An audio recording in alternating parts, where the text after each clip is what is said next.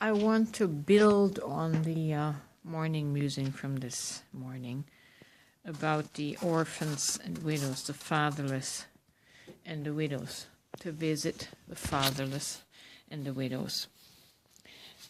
At a deeper level, this is all about our inner child, our traumatized child. And even when Jesus says in the Bible, or is quoted, is said to have said that you must become as little children. You can try that at a conscious level from your conscious mind, but your subconscious inner child is too traumatized to live as the carefree child that Jesus is referring to. So to become as little children again, you have to heal your inner child from the wounding of betrayal, abandonment, and rejection. You have to heal it so that it can come back in its innocent, free expression, carefree expression, trusting expression, right? So our inner child has been destroyed. To put it that bluntly, we have to resurrect our inner child. And I also want to link this now to our orphaned inner child identity, our abandoned inner child responds from that wound in seeking out the love of God, right?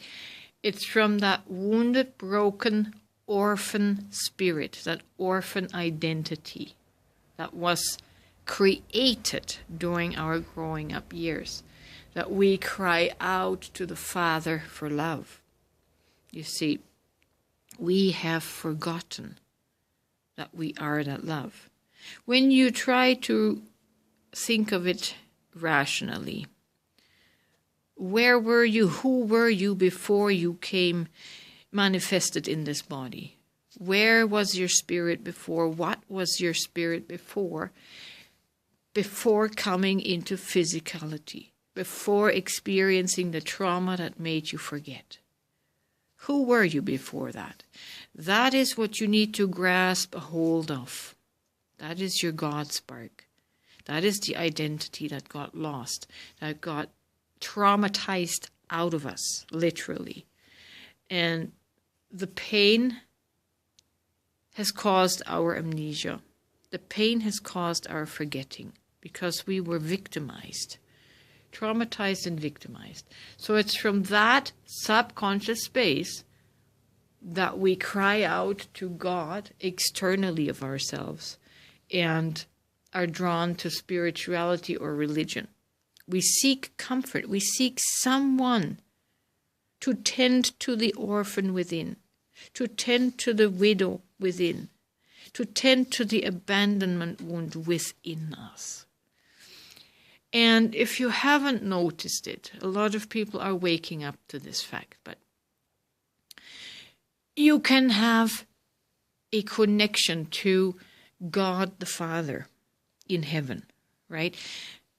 And draw from that neutral love, draw from it. Because there is no other source on earth, that provides you with love and acceptance.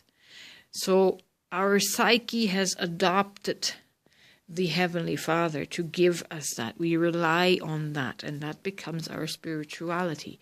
But it's driven from our wounded misidentity, from the hole inside of us, the hole that trauma created, the hole that caused our forgetting.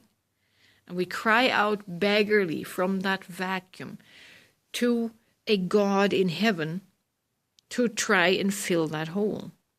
It works, but it is another layer of amnesia. It's a clever trick of the mind to make that work. in our imaginative relationship to God, or with Jesus. Our mind is so brilliant and clever, it can make that work and create that psychological illusion where that is feeling really real. But having that relationship with God does not heal the vacuum. Have you noticed that? You're still very much on edge with other people. You still feel triggered and invalidated by other people.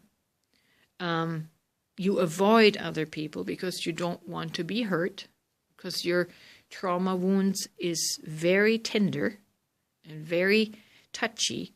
So we live a lifestyle of avoidance. We don't live a lifestyle of open-hearted love, even if we have a relationship with God. See, the relationship with God does not heal the trauma. The trauma is something we have to heal because it split our identity and made us alienate from ourselves. And we are the only ones in this earth, in physicality, that can merge that split back together in wholeness.